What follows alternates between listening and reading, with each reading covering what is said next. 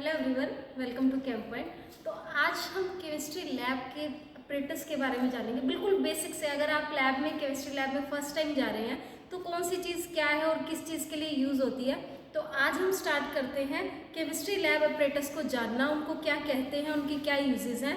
तो मैं लैब का आपको एक पूरा ओवरव्यू दूंगी और जहाँ जो चीज़ मिलेगी वहीं आपको ये एक्सप्लेन करूँगी कि वो चीज़ क्या है और किस लिए यूज़ होती है। तो जब आएंगे, ये है हमारा बर्नर यूज़ किया जाता है हीटिंग प्रोसेस के लिए। जब भी आप एक्सपेरिमेंट में हीटिंग यूज़ करते हैं तो वहाँ पे इसको बंसन बर्नर बोलते हैं, इसका यूज़ किया जाता है। इसको ऑन ऑफ के यहाँ से भी ऑन ऑफ कर सकते हैं और यहाँ से इसका मेन स्विच है, यहाँ से भी इसको ऑन ऑफ कर सकते हैं।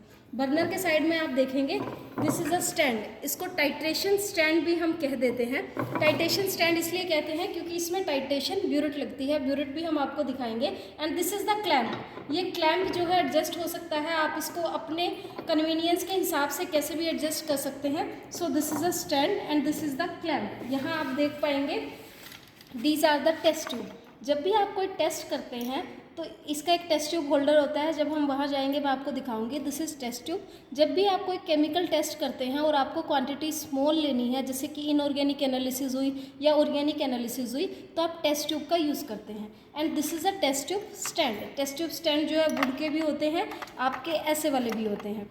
तो ये हमारा टेस्ट ट्यूब है, ये सारी, और ये हमारा टेस्ट ट्यूब स्टैंड है। जब हम इनको खाली करके रखते हैं तो हम ऐसे रख सकते हैं, अदरवाइज इनमें कोई केमिकल्स है तो हम इनको स्टैंडिंग पोजीशन पे भी रख सकते हैं, जिससे हमारा केमिकल जो है वो डिस्टर्ब ना हो। यहाँ आप देख पाएंगे ये जो बड़ी ट्यूब है इसको बोलते हैं बॉइलिंग ट्यूब। ये यूज़ की जाती है बॉइलिंग पॉइंट निकालने में। ये हमारी टेस्ट ट्यूब है, this is the boiling tube. इससे बड़े साइज़ की भी होती है। This is called beaker. ये जो बीकर है आप यहाँ देख पाएंगे कि इस पर लिखा है 125, इसका मतलब ये 150 ml तक का है। ये बीकर जो है छोटे से लेके बड़े साइज़ तक के होते हैं। बीकर आपके पास 5 ml से 50 ml 100 ml तक के भी बीकर, 1000 ml तक के भी बीकर आपके पास होते हैं। तो बीकर का साइज़ जो है हमेशा अलग अलग वेरी कर सकता है। ज़रा सा आगे बढ़ते हैं, हम यहाँ आते हैं। अच्छा, ये भी मैं आपको दिखाऊं, ये शेल्फ्स है, यहाँ पे आपके जो केमिकल्स हैं, जो कॉमनली यूज्ड केमिकल हैं वो रखे जाते हैं। These are called reagent bottles. इसमें रिएजेंट्स रखे जाते हैं आपके।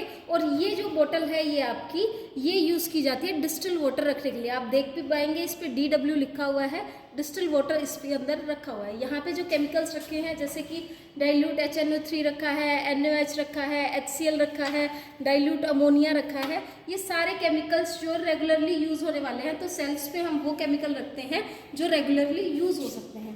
अब हम यहाँ बात करें, जैसे कि आप यहाँ देख पाएंगे this is called tripod stand. जैसे कि आपने कोई भी चीज़ गर्म कर रही है तो आप क्या करते हैं, सबसे पहले बर्नर पे ट्राइपॉड स्टैंड लगाते हैं, उसके ऊपर वायर गोज आता है। जब हम वायर गोज के पास चलेंगे तो मैं आपको दिखाऊंगी कि वायर गोज कैसा होता है। This is a tripod stand. आप वायर गोज या सैंड बाथ या वाटर बाथ कोई भी चीज़ इसके ऊपर रखते हैं और उसको गर्म करते हैं। तो कुछ चीज़ें मैं आपके लिए यहीं ले आई हूँ, बाकी चीज़ें हम वहाँ जाके विजिट कर लेंगे। आप ये देख पाएंगे this is the titration burette. जब भी हम टाइट्रेशन करते हैं तो इस टाइट्रेशन ब्यूरेट का यूज़ करते हैं।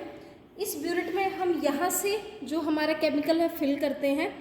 मेक श्योर करें जब भी केमिकल फिल करें ये ब्यूरेट जो है बंद हो। और ये मस्ट है कि आप जब भी केमिस्ट्री में कोई भी एक्सपेरिमेंट करते हैं तो आप उनको रिंस करके अच्छे से वॉश करके यूज़ करें। मैं जैसा कि आपको बता रही थी, इसको टाइट्रेशन स्टैंड भी बोलते हैं। ये देखिए, ये मैंने क्लैंप को यहाँ से ओपन किया और टाइट्रेशन ब्यूरेट जो है इजीली यहाँ पे लग गई। That's why it is called titration stand.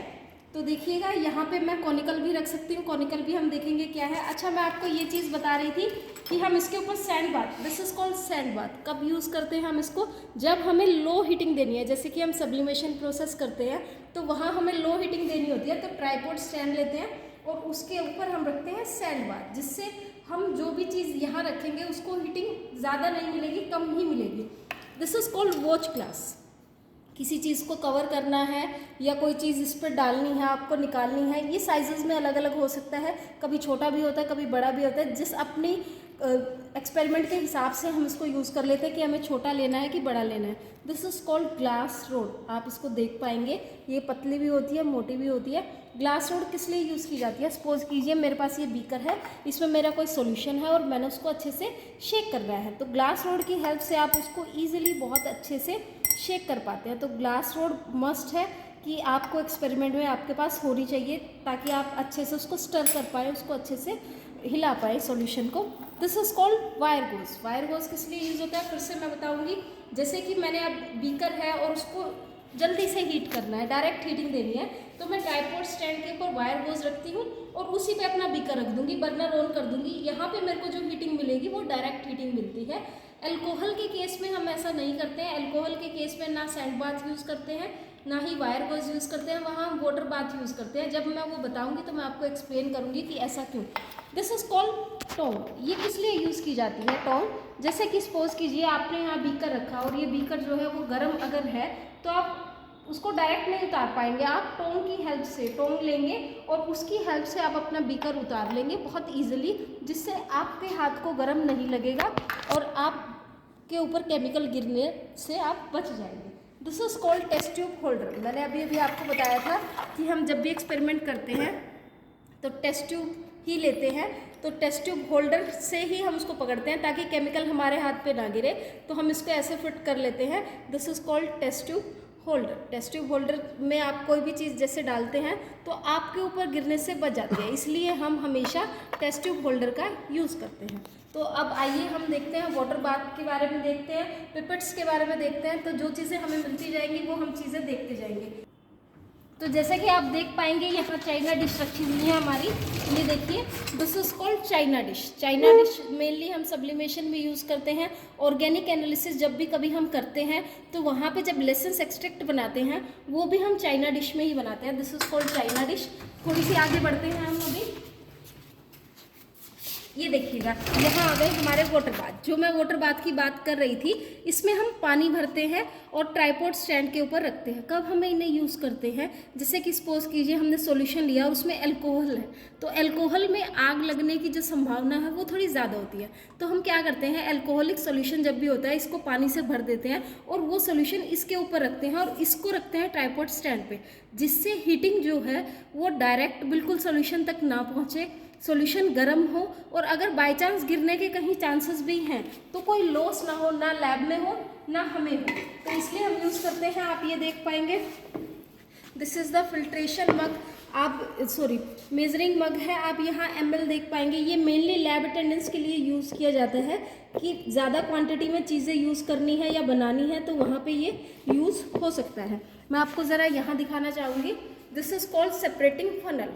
जब भी कभी आप, ये फ़नल है हमारी, सेपरेटिंग फ़नल दूसरी होती है, अगर वो मिलेगी तो मैं आपको दिखाती हूँ। ये फ़नल है, ये किस लिए यूज़ होती है? जब आप कभी फिल्टर पेपर लगा के इसको फिल्ट्रेशन करते हैं, दो चीज़ें होती है आपके पास, एक रेजिड्यू, एक होता है फिल्ट्रेट। आप उसको अलग, जब भी आपने फ़िल्टर करना है तो आप इस फ़नल का यूज़ करते हैं। ये ग्लास की भी होती है, ये आपकी प्लास्टिक की भी होती है। तो थोड़ी सी और आगे अगर हम बढ़े तो यहाँ पर आपको मैं दिखाना चाहूँगी, this is the measuring cylinder. Measuring cylinder हम देख पाएंगे आप, ये 100 ml तक का मेजरिंग सिलेंडर है। मेजरिंग सिलेंडर की जो क्वांटिटी है वो अलग अलग हो सकती है, वो 10 ml से लेके 100 ml। जैसे कि ये देखिए, ये जो मेजरिंग सिलेंडर है ये हमारा 10 ml का है। तो लैब्स में हम अपनी नीड के अकॉर्डिंग अलग अलग जो हमारे मेजरिंग सिलेंडर्स हैं उनको हम यूज़ करते हैं। तो अगर थोड़ी सी और आगे हम बढ़े तो यहाँ पे मैं आपको दिखाना चाहूँगी, ये देखिए, ये आपकी जो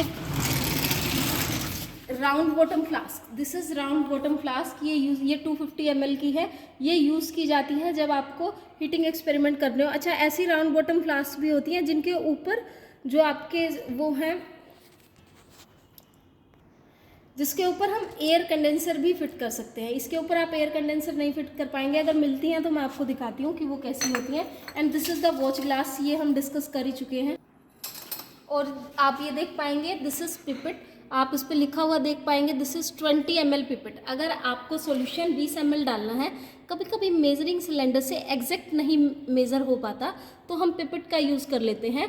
इसके अंदर एग्जैक्ट हम मेज़र कर पाएंगे। आप देखिए, ये निशान जो मैं आपको दिखाना चाहती हूँ, ये देखिए यहाँ पे, ये जो वाइट लाइन है ये बता रही है कि यहाँ पे 20 ml कंप्लीट हो जाएगा। सो this is the measuring pipette. इसका भी साइजेस अलग अलग होता है, कोई 10 ml की होती है, कोई 20 ml की होती है। ये हमारी पोरस प्लेट है। पोरस प्लेट जैसे कि आपने मेरे वीडियोस में भी देखा हुआ एक्सपेरिमेंट्स में, अगर हमें किसी चीज़ को ड्राई करना है,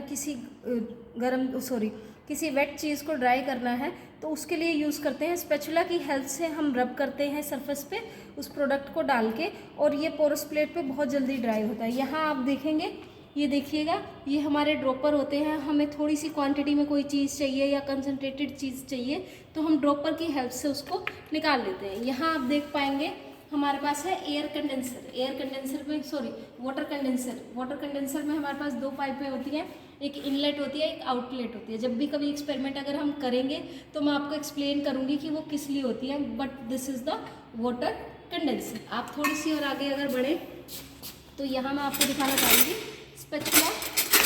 थोड़ा सा गंदा है लेकिन this is called spatula. Spatula किस लिए यूज़ होता है हमारा, जब भी आप किसी चीज़ को स्क्रैच आउट करते हैं या कोई चीज़ आपको कहीं से निकालनी है तो वहाँ पे हम स्पैचुला का यूज़ करते हैं। तो यहाँ आप देख पाएंगे दिस इज़ द ओवन। अच्छा, ओवन के अंदर हमारे क्रूसिबल्स रखी हुई हैं। ये क्रूसिबल है, ये ग्रेविमेट्रिक टाइटेशन जब हम एक्सपेरिमेंट करते हैं तो वहाँ यूज़ की जाती हैं। एंड दीज आर द डेसिकेटर्स जो ओवन के ऊपर रखे हुए हैं। इनका एक पर्टिकुलर एक्सपेरिमेंट होता है, कभी मैं आपको यूट्यूब पे पूरा एक्सपेरिमेंट दिखाऊंगी तो वहाँ एक्सप्लेन करूँगी इनका क्या यूजेस। ये मैं आपको फनल की जब बात कर रही थी तो मेरे मुंह से निकला था separating funnel. These are called separating funnel. Separating funnel क्या होती है, जब आपके पास 2 मिक्सचर्स होते हैं, अगर आपको उनको लेयर वाइज अलग अलग करना है तो आप इसमें मिक्सचर डाल लेते हो, उसको बहुत अच्छे से शेक करते हो, 2 लेयर जनरेट हो जाती है और नीचे वाली लेयर को आप इजीली एक्सट्रैक्ट आउट कर सकते हो। That's why it is called separating funnel. मेरे ऊपर आप जरा सा देख पाएंगे कि यहाँ पे हमारे पास है थर्मोमीटर। थर्मोमीटर आप सभी को पता होगा क्या होते हैं। बस थर्मोमीटर में हम एक ही चीज़ ध्यान रखते हैं, मेन क्या चीज़ ध्यान रखते हैं कि हम कभी भी मरकरी को ना टच करें। अगर हम थर्मोमीटर में मरकरी को टच करते हैं तो कभी भी हमारे पास एग्जैक्ट रिजल्ट नहीं आता। दिस आर कॉल्ड सॉल्यूशन बोतल। सॉल्यूशन बोतल किस लिए यूज़ करते हैं, जैसे कि आप देख ही पाएंगे कि यहाँ पे जब आपको बल्क में पूरी एक लैब के लिए चीज़ें बनानी होती है, मेनली लैब अटेंडेंट जब चीज़ें बनाते हैं तो इन्हीं उन सॉल्यूशन बोटल्स में उसको प्रिपेयर किया जाता है, यहीं से बच्चे उसको एक्सट्रैक्ट आउट करते हैं। उम्मीद है तो आज मैंने जितना बेसिक, थोड़ा बहुत बेसिक जो आपको बताया है आपको समझ आया होगा। अगर आपको ये वीडियो अच्छी लगी है तो मुझे कमेंट सेक्शन में ज़रूर बताएं, और ज़रूर बताएं कि मैं क्या चीज़ आपको केमिस्ट्री के ऐसे बेसिक प्रैक्टिकल से रिलेटेड एक्सप्लेन करूं जिसमें आपका भी इंटरेस्ट हो और आपको भी जान के बहुत अच्छा लगे। तो thanks a lot, have a nice day. इस चैनल को सब्सक्राइब करें, वीडियो को लाइक और शेयर ज़रूर करें।